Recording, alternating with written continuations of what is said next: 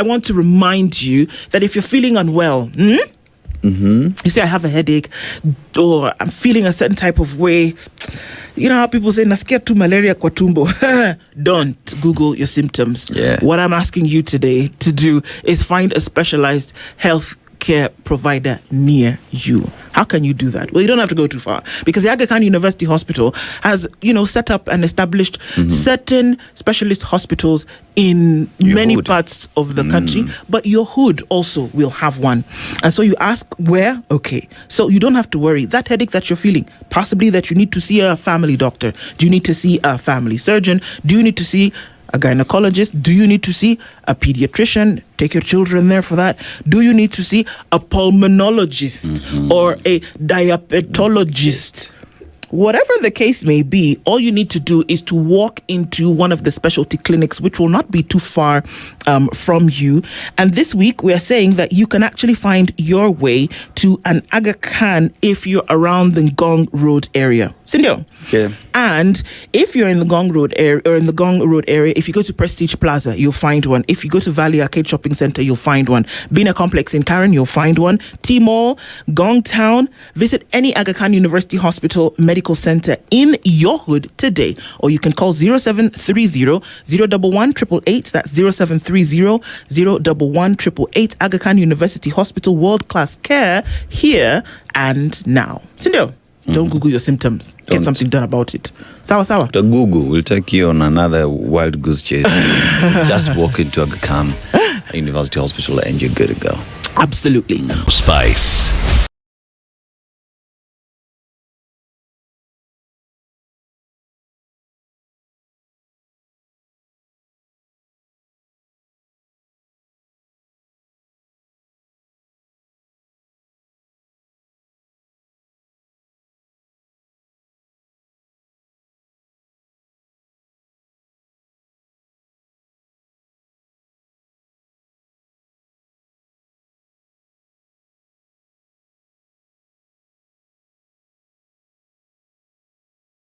Good morning. Good morning. It's wonderful. I'm speaking and the rapture has not happened, so I'm not here alone. How are you? Nico Salama Kabisa, thank you very much. It's Thursday. The new Friday. It's like Friday. Yeah. It's Friday. It's Saturday, Sunday. Do they say school fish? It's a Friday day. Whatever. That one, yeah. Whatever. Yeah? Nimedu? Tunasikia Nasikia sauti. tunaitwa. Sijui nimedu. Nini? Sijui nini Joylene, we aseto. can hear you. What is wrong? Okay, Evelyn is sitting on the table. I don't understand what's going on, but we move regardless. It's Thursday here at the Standard Group, and the things seem to be going crazy. It's the end of the month as well. Yeah. It's also Wellness Week. It's Wellness Week, Yeah. Safety Week. All of those things are happening at the same time, Kabisa. simultaneously, the Englishman would say. So we have established that Dennis Aseto is fine. Are you okay? I'm fine. Oh. The load. Yes, I'm trying. Well, Okay. my brother. Don't worry. I know what troubles you. As we see, I'm not so we there. Don't worry. Okay. I'm fine though. Thank you very much for asking. Great. It's Thursday, the 30th of April, and as you can see and hear, everybody's doing fine. Or at least they're telling us they're doing fine, and so we'll take their word for it. Yep. I hope everybody is okay as you're getting into the program for this morning. Many things happened yesterday. There's a new Supreme Court judge. Exactly, Supreme Court judge in the name of Justice Warsame.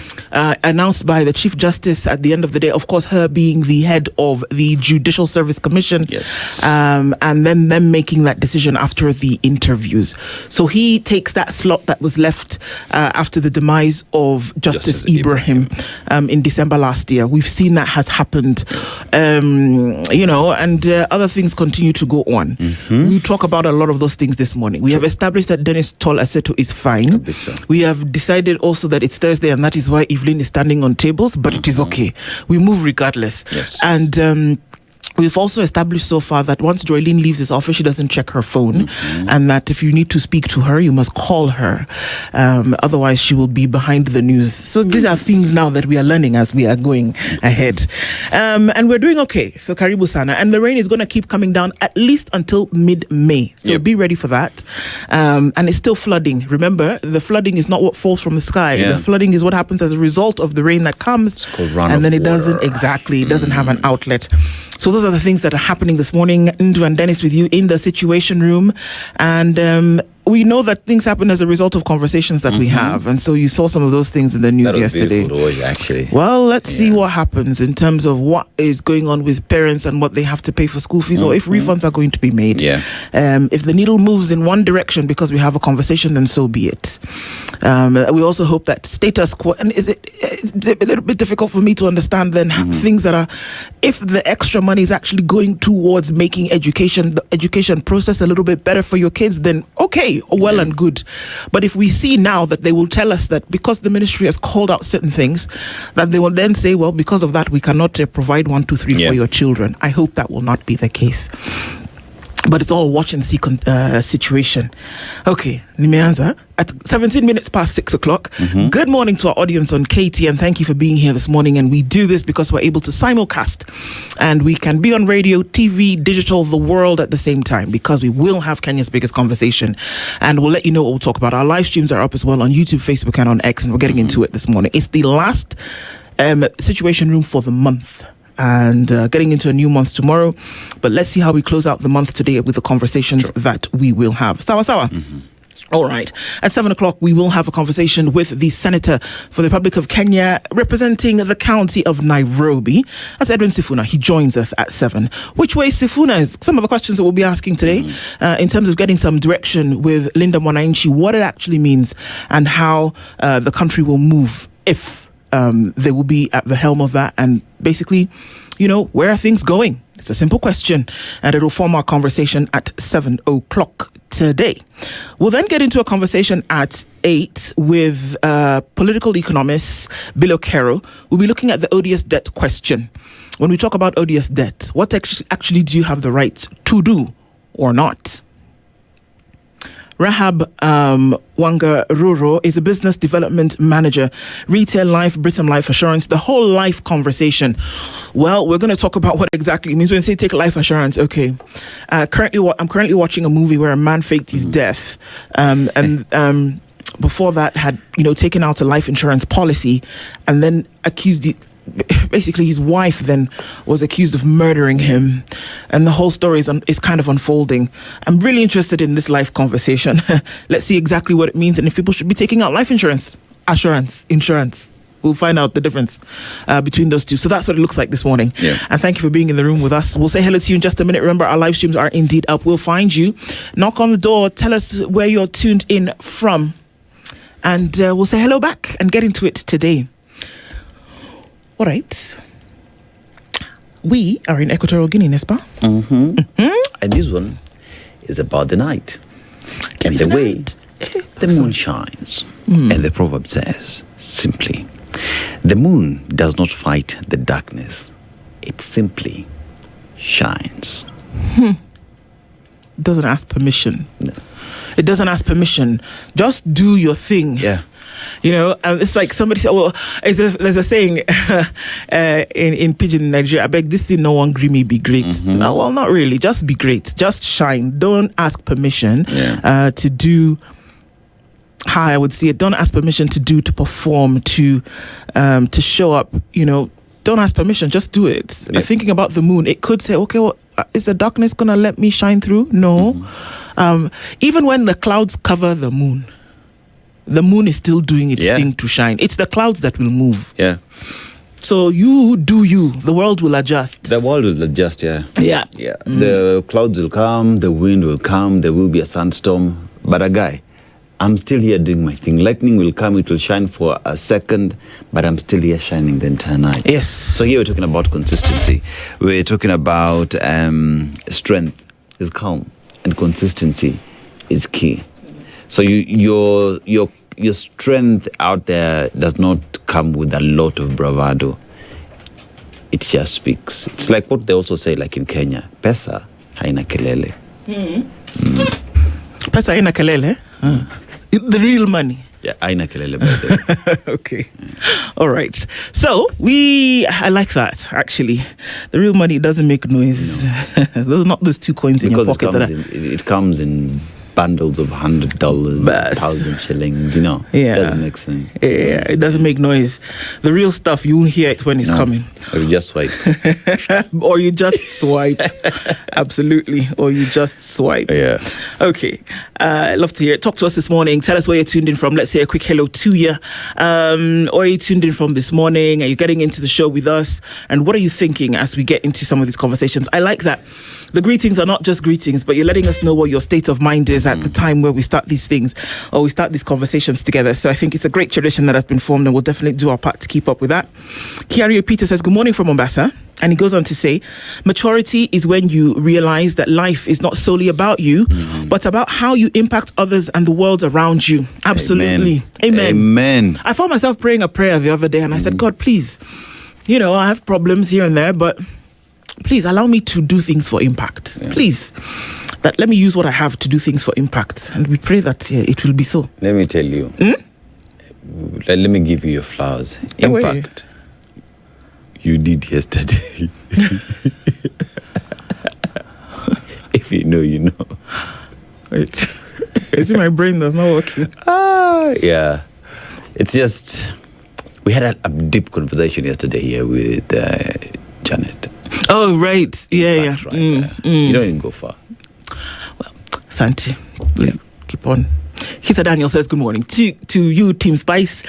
Robert Mbogo says, good morning from Mombasa. I'm shy, Dennis, just to understand. Steve B. No, you're shy. With those beautiful eyes. Where? Yo. Steve B. You see now, I'm looking at Evelyn. Steve B says, good morning, tuning from Mombasa. Tuned in from Dallas, Texas. Remember, it's one term. Okay. Are you correcting the spelling, or are you stating an establishment fact here this morning? Zach is tuned in from Minneapolis. What a powerful way to finish the week and month. The airwaves are siphonnated, you say? Okay. Margaret Wanjohi tuned in from Houston, Texas. It's great to be here. Let's continue the great conversation. Thank you so much. Boaz Lanyana says, good morning. Tuned in from Kitale, ready for the big conversation. Alex Gyoko says, good morning, Team Spice. From Trans-Nzoia County, 026, the country's food basket. Yes. Interestingly, my state in Nigeria is also called the food basket? So every state has its tagline. I think my state, yes, it is food basket for Nigeria. Nigeria. So you're farmers. There's a variety of food that grows in that. Exactly. Okay. Exactly. Or I could just be lying. No, wait, I'll come back to you. Sheesh. You would think that No, I think I'm there. Yeah. I'll come back to you on that. David says, David Manera says, good morning, Team Spice. Have a great day. Thank you so much. Kimiak says, today's proverb, just do you. Exactly. And the world will adjust and we keep it moving. Nyakundi Emmanuel says, good morning, Team Spice. 93 Bob for the second term. We are foolish. Really foolish. 93 Bob tenor. Yeah, imagine. Enoch Kanzina says, good morning to the biggest team in the morning from India. Namaste. Good morning to you. Wanda, good morning, my sister. When I said it just crossed my mind. Given that you have a major guest today, Edwin Sifuna, are you feeling a bit nervous? I'm hungry. First of all, let's start there. But I don't know. We invited him, so we've been extending an invitation. But let's be honest, it's not the first time he's been in the room. He's been here severally. So, I mean, I don't think... and I can understand what you're saying, but no, not really. Okay. Mtuflani is welcoming Linda Agola back. By the way, Linda, where have you been? I swear I was about to ask Ndu to put an APB out on you. We needed the past 2 days. Oh, Linda, I hope you're all right. So, very good morning to you. Karibu Sana. Bogwa Jerry says, watching what's happening in Zambia, and I'm totally disappointed. In SA, right? Not Zambia. Yeah. And grew up in the 70s and 80s observing a minute of silence in national days amid calls of abolish apartheid in free South Africa. Nyamakima is home. I know that the pictures that we're seeing in South Africa are not very encouraging with what's happening. It's xenophobia pro-max rather, but at the same time, we're now starting to see it laced with some violence, and it is quite unfortunate. Calvin Bestman says, good morning, tuned in from Kikuyu Town. Thank you for having a person on the show. Okay. Festus Bet says, good morning, Spice. Good morning, fellows. Karibuni tena nyote. Feel at home, speak what's in your heart and feel peace. Eselon Bithe says, good morning. Frank Bwire says, wapi yule mwenye ni sisi na sisi ndio yeye. Okay. Hezron Kiprop says, good morning, Ndwana Seto. Please don't forget to thank Sebastian Sawe for breaking the record. I think we've done that a number of times. If you've been listening, and of course, also to see the great things that have been done, the water salute by Kenya Airways as he came back into the country. We have been mentioning this, Hezron. Tibbs Muga, good morning, Spice. Good morning to you, Tibbs. Hope you're doing all right. Leo says, can we press the fast forward button and get Himesh on the mic? Everything in time. Calm down. Yeah. Gekota says, good morning, my good people. Princess Ndu Dennis EVE, please invite Senator Sifuna, and please do not... I'm not understanding, but we greet you from Miami. Polycarp says, good morning. Okay, everybody tuned in this morning. Chiam says, good morning, Spice. Getting you loud and clear. Linda Agola, Uko Sawa. Cindy, you've been listening silently, but we're glad that you're here with us this morning. And everybody who tunes into the room, we see you. Karibuni Sana. We're looking into the headlines today of what's making the news. Kenya's bold newspaper, The Standard, this morning. Numbers don't lie. There is the picture of His Excellency the President William Ruto. President William Ruto's upbeat claims about the economy are now clashing with his own data. The latest government survey lays bare a slowdown he has repeatedly downplayed, with economic growth slowing to 4.6%. Key sectors losing momentum and external shocks tightening the squeeze. Job creation is still falling short of Ruto's pledge to deliver 1 million jobs a year, while fuel-driven inflation is creeping up again, adding pressure on households already strained by high living costs. The numbers puncture the narrative of resilience and expose an economy drifting off course, turning his central claim into a growing political liability ahead of 2027. Yikes. Indeed, the numbers don't lie. So what does it look like now? What are we talking about? Sectors that registered slower growth, 4.4% in 2024, down to 2.8% in 2025. Agriculture slowed. And we've been told, we brought, what's that thing called? Fertilizer. And so what we did is that we ensured that we reduced the cost of farm inputs. Yeah, well, the numbers don't lie. Manufacturing, 3% up in 2024, down 2% in 2025, eased to 2% from 3%.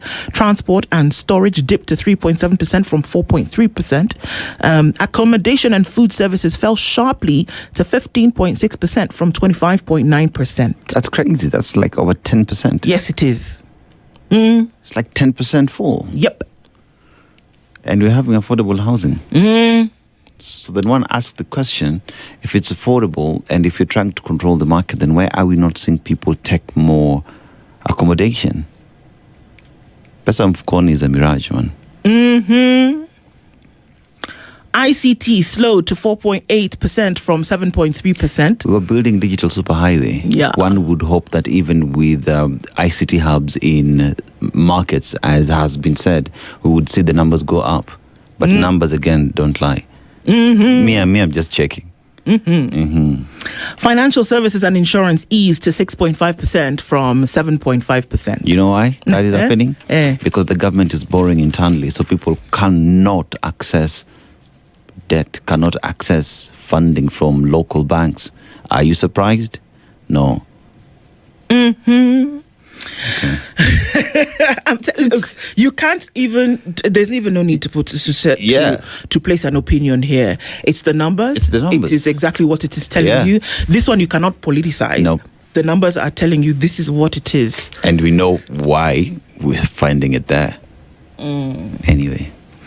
Kabira's family seeks closure as Kenya's mission in Haiti ends. They want to know where their loved one is. Jacinta Wajiko, mother of slain police officer Benedict Kabira, weeps as she speaks outside Jago House in Nairobi yesterday. The last group of police officers deployed to Haiti for a peacekeeping mission returned home yesterday. 3 Kenyan police officers were killed during the mission, and one family is looking for help. They want to know where Benedict is. Remember, it's the president who broke that news, eh? Yes, nobody else was aware. Yeah. Children welfare during relocation case matters in terms of what happens to them. Of course, coming out of the courts, athletes are urged to trademark brands to boost the economy. It's interesting. You know what? Sawe did what he did. Yeah. First human being on the planet to run a marathon in sub 2. And then we saw a gentleman who was in the ice skating competition, who, when he asked for help to be able to move, before moving, he didn't. But then suddenly, when he did go and stood alone in the opening ceremony and raised the Kenyan flag high, and then went on to do amazing things, that's when everybody said, okay, he's Kenyan. Yeah. Okay. That's what I say. I keep saying that sports is probably the most surefire way to put yourself on the map. So support is needed for a lot of these folks. About it. We don't have ice here.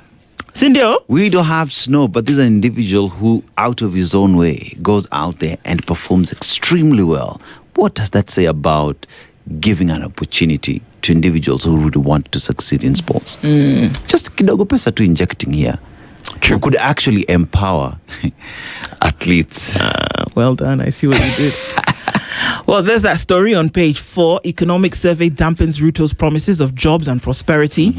And Warsame gets JSC nod to replace Ibrahim of the Supreme Court. Of course, we know that this is what happens. Is that the JSC goes through the interview process and then they nominate an individual for this. It then goes to the president for the tick. Yep. And so that's probably what's going to happen next.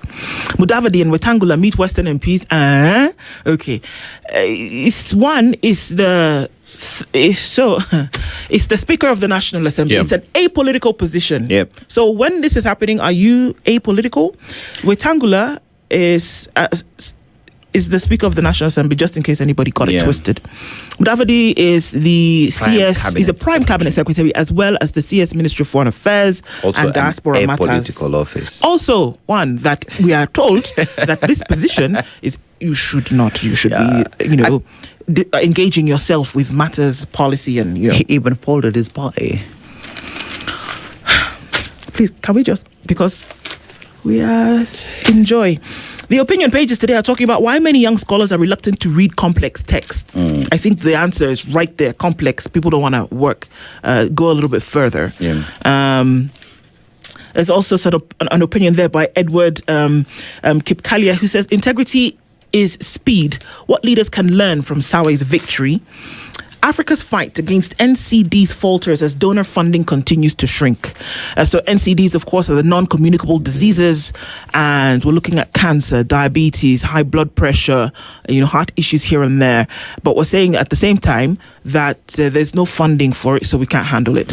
Again, I hold my peace because it behoves us to say, what can we do with what we have? Into the business standard, there's just one story there that I want to look at really quickly. There are many stories there, but this one is interesting. Energy price surge to worsen Kenya's inflation. So the cost, it sounds like a no-brainer. The cost of energy is going up because of certain global factors. What that means is that it's going to worsen inflation, not just in Kenya. The World Bank has said this, but not just in Kenya. It's going to happen everywhere else. Now, tie this to the story that's on the Standard front page in terms of how the numbers don't lie. There are different factors that play here. But then also, these are the data that you would then use to then make decisions about the promises that you make.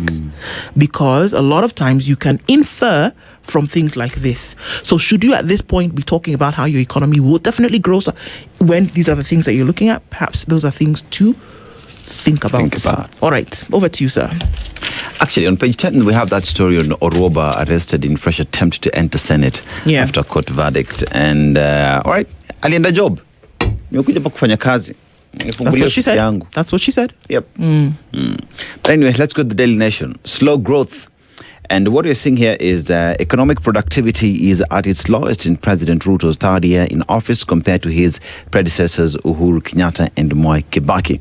So at the end of the third year, Kibaki had doubled the country's gross domestic product, but growth rates are declining under Ruto. Now, most new jobs were created in Ruto's first year in office, just like under Kibaki, while the jobs figures peaked in Uhuru's third year. Now, on cost of living and economic productivity, as measured with the real wage and GDP growth rate, Ruto and Uhuru trail Kibaki.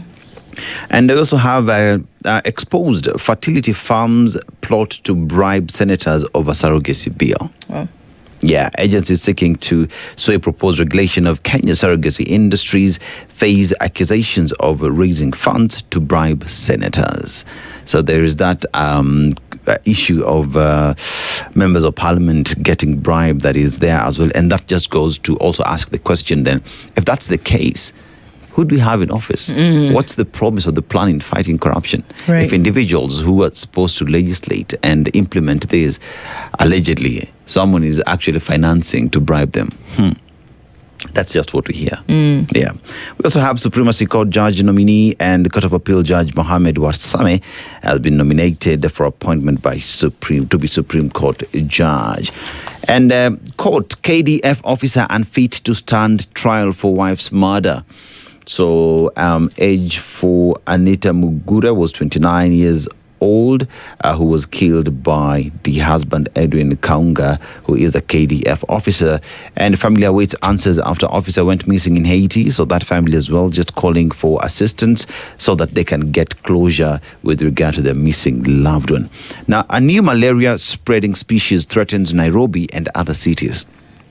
And for a very long time, it's been said, when you live in Nairobi, you are almost sure of not getting malaria. But here now, we're being told that could stop being the case. It could change. We've all used the explanation of, okay, mosquitoes in Nairobi bit me, but, Nairobi mosquitoes don't carry malaria. Yeah. It's called the Anopheles. It's called the Anopheles mosquito that carries the malaria thing. And those are not resident in Nairobi. Yeah. So are they telling us that there's another species of mosquito that's now available, that's now present in the Nairobi area that could cause malaria, or that the Anopheles has migrated? Which one? So what they're saying is that an excavated site full of murky water in Syokimau, Machakos County is surrounded by apartments. It is about the size of a football pitch, and they say human activities could be fueling the spread of Anopheles stephensi mosquito species. Oh, okay, so it's the same one. So it's the same one. But they're looking at how that then would change the story. That Nairobi now might be a hotbed of malaria. Wololo. Yes. But this one now is actually the dominant malaria vectors in Kenya include Anopheles gambiae. I hope I'm not butchering it. And Anopheles arabensis. Okay. Yeah. Tuachie hapo. Okay. Slow GDP growth but higher earnings. Ruto's mixed bag on economy. So we have higher earnings, but economy is slowing down anyway. Agriculture fetches 1.75 trillion despite falling vital cash crops. So you were just talking about the economic survey on where the country is at with regard to that. And TVET admissions deep as varsity enrollment rises. Yeah, so many are going to universities. TVET is seeing fewer students as the days go by. So yeah, those are stories that we have here on the Daily Nation. If you could look at the Star. All right. Economy creates 822,100 new jobs despite the slowdown. That's the angle that the Star has taken with this. Over 30% in construction sector thanks to affordable housing. And that's what we're being told by the story. And I think it's interesting because from that headline, the picture just below that talks about flooding misery as rain pounds the metropolis. And then we have, this is interesting, a picture that asks, who's the person, maybe somebody can remind me, who's the person who came up with that saying, or that phrase that we use so often as journals? I don't know if it was a fellow journal who said, a picture, no, it wasn't, I think it's a poet. A picture tells 1,000 words. Yeah. So there's the headline talking about how 822,000 jobs have been created despite the slowdown. There we have a picture of flooding misery as rain pounds the metropolis. Yeah. And under there we have a section of leaders who are walking pretty under umbrellas. President William Ruto, Deputy President Kithure Kindiki, and Kirinyaga Governor Anne Waiguru after a meeting with a delegation from Kirinyaga State House yesterday. Motorists wade through a flooded section along Kimbo Matangi Road in Theta area of Juja, Kiambu County, and a business premise is immersed in floodwaters at Katani in Machakos County. But you're covered, so you're fine. Farmers count massive gains after Ruto's Murang'a visit. That's a very interesting headline because it almost infers that had he not visited Murang'a, the farmers would not have counted massive gains. So it's a guarantee that when the president visits you, there is some positivity with it, no? So I want to ask, what if he doesn't? Exactly. What's happening in Kitui County? Because now a grade 6 pupil has been killed in fresh attacks. Camel herders who had moved into Kitui from northeastern in search of pasture have once again been linked to a deadly attack after a teenager was hacked to death in fresh raids. The latest killing of Joseph Mutemi, 14 years old, a grade 6 pupil at the Kadhongo Primary School in Nguni Ward of Mwingi Central, took place on Tuesday in the grazing fields of Katuni village. Quite unfortunate. I was still dealing with this issue. The CS Internal Security did say that we're going to clear people from this area. I don't know how long that's going to take, but okay. Bikes boom, drive spike in vehicle registration. So we see a lot of people registering vehicles. These vehicles that we're talking about are the two-wheelers. Okay? And so, of course, we're looking at that creation of jobs in the economy, 822,100 new jobs having been created. I'm very interested in terms of what the spectrum is of those jobs and what jobs are we looking at. And are those jobs in Kenya? Ruto hates at Rigathi as Waiguru rallies leaders at State House. And of course, looking into those interviews that took place with the JSC, a lot of issues come out. And one of those issues is that there's a blame on defective probes for acquittals in most criminal cases. What are we saying here? Defective probes? Probe, investigation. Who is in charge of investigations in this country that will essentially lead to acquittals? Or not? Remember yesterday I talked about a case where the two gentlemen who were accused of raping a young woman violently, but the case was dismissed at one level. I mean, later on came and they had to but it was dismissed because there was no signature on the list of witnesses. And something like that, then you have to ask yourself the question, could he be right in this assertion that he's making here? On a technicality. That's the word. Okay. China is the biggest lender to Kenya by country as debt pressure piles. And Kenya is to lead Africa in charting a new trade path with France in Nairobi. So Kenya and France are doing the buddy-buddy thing. And there's also a Kenya-France summit, if you didn't know, this year. So it seems like Kenya's new best friend is France. Oui. Je t'aime, mon ami. So that's what it looks like. Of course, it goes deeper than that. Business, trade. France, of course, is now outward looking. After, let's be honest, they got a beating from West Africa in terms of the what we call the French eights, who said, we're not doing this with you anymore. But then has outward looking position that France now has taken to say, okay, how about we caught this girl once more? And Kenya seems to be the one that's going to be leading this charge. Yes. We are busy looking for friends outside. I'm not saying it's a bad thing, right? I'm not saying it's a bad thing. But think about the 1 billion plus people within the continent, and if leaders would just sit and make it easier for me to travel to Nigeria, me to go to South Africa and live there without fear that I'm going to be ejected by South Africans. Me going to Rwanda, me going to Tanzania, and being able to be seen as an African and not as a Kenyan. If the African Union was actually operating in the manner in which it was espoused to operate from the very beginning, we wouldn't be having this questioning where we are saying, okay, hang on a minute, are they really here for us, or are they here for what they're going to get? The United States, the United Kingdom, France, Israel, everybody who now is just wanting to be among. It's not because they suddenly like the color of your print or the taste of your food, my friends. But there's something that they're going to gain ultimately. People like Ronald Reagan said it in the 80s, very clear, that the interest of this country is to go for what is going to get the bottom line, and this bottom line is the dollar. They don't suddenly like you. Hello?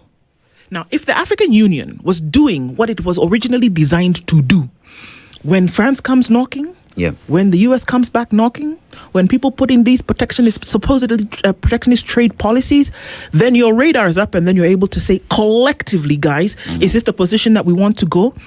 But if you don't have your ducks in the row, anybody can come and quote anybody and then tell you and do whatever you want to do. And then you are here thinking that it is for you, Africa. Because, hey God, look at it this way.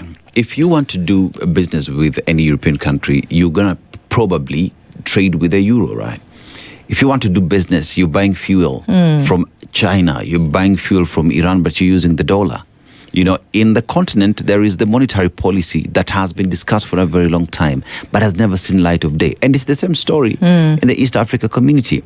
Now, think about the idea that Muammar Gaddafi had in terms of having an African currency and what that would do in elevating us and also being able to do business with everybody else. Today, as we speak, I don't know what country it is, but I was just seeing on how that country is deciding to de-dollarize how they do business with the rest of the world. These are conversations everyone else is having.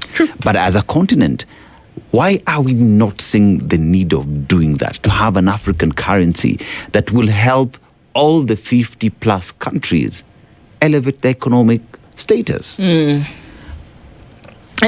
Because I want to go to Nigeria, but visa restrictions and everything is difficult. Every day, the African Union is not the people who are supposed to be serving high tea in the garden. Got a lot of work to do here. You can't expect that will happen if you are funded by the very people that we're talking about. You need coalescence from. Just doesn't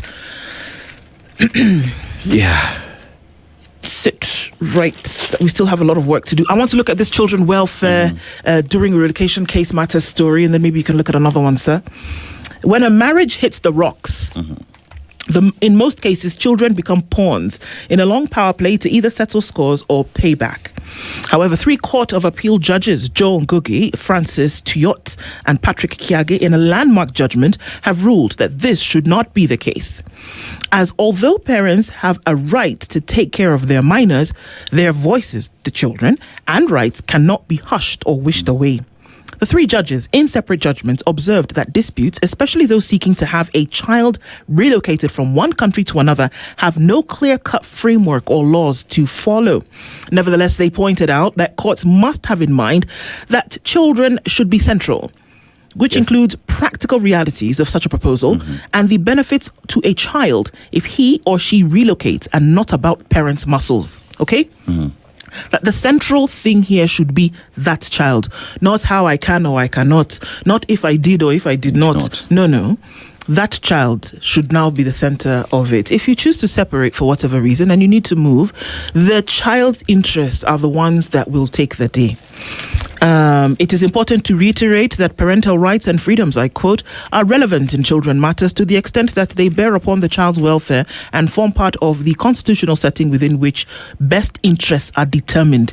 It is for that reason that I have articulated the Kenya relocation framework above to ensure that future relocation disputes are decided through structured reasoning that is transparent, child-centered, and alive to caregiving realities, end of quote, by Justice Ngugi. So, all this while you're saying that, the children will adjust later. No. They will be the first port of call. That's coming from the courts. It's a landmark ruling, they're calling it now. Yes, it is. So, I want to talk about education. I hope this doesn't rile you up. Huh? Okay, here we go. But help loans have hit 62 billion shillings. Bursaries shrink under new funding model. Now, students are increasingly relying on loans to finance higher education as government bursary support declines under the new funding model, according to the Economic Survey 2026 released Tuesday. Now, the report shows that total loans disbursed by the Higher Education Loans Board rose by 32.1% to 62 billion shillings in the 2025-2026 financial year, underscoring growing dependence on repayable funding. A significant portion of this increase came from the new funding model, under which loan disbursement surged by 69.7% to 53.1 billion shillings. In contrast, bursary allocations dropped sharply by 37.4% to 145.5 million shillings, signaling a shift away from non-payable support.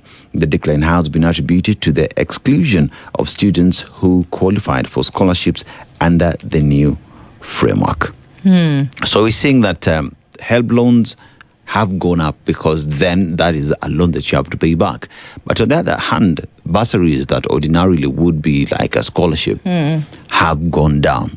So yes, HELB has disbursed more money, but for those who in one way or the other would not be able to afford HELB loans, right, are finding it difficult to access education. So one asks the question, should, even as HELB goes up, should we then increase as well the number of students who need bursaries to access education? You know what I think? That from the level whereby funds are needed to send children to school until the tertiary part, varsity part, until the higher education, where it is needed, whereby you're providing this help anyway, I think it should all be collapsed into a federal system. That fund should be one fund. And that you apply to this one fund. You see all these things that we're talking about, bursary, county, MP, NGCDF, whatever, NGCDF, everybody who gives money, the president's fund, wanting. I think you should have one fund. If it is of a public nature, have one fund. Then there are also private funds, and I think all of those should be collapsed into one fund. So whomever it is, and we already know who they are. There's Equity Wings to Fly, there's KCB, I don't know who. They're all of these people who give corporate money to students. I think you should have one fund, and it's a private fund. And then people apply to the fund, but we have many contributors then who now say, well, we've given such and such amount into this fund.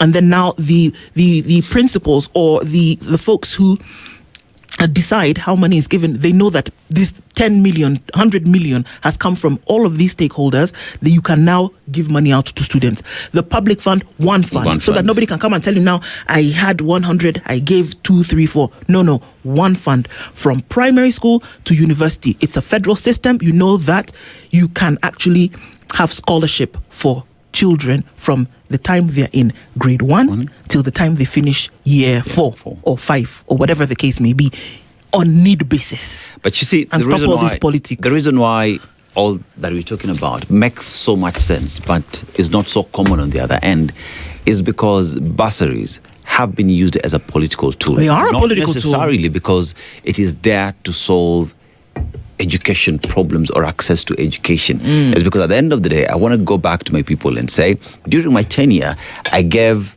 bursaries to 4,000 students. But you're not looking at, okay, I gave 4,000 students bursaries, right? But what did that do? Because if I'm giving you 2,000 shillings, yet we're being told high schools are demanding 110,000. What is 2,000? Nothing. So the reason why this would never shift is because for a very long time, education, especially funding of education, has been a political tool. It is a campaign ticket that many have used. So perhaps we need to sit and have discussions, honest discussions, on how we fund education using a federal system. I just have to say you're right, because otherwise, we're going to continue having these problems. Morning. This is the Situation Room, the only way to start your day.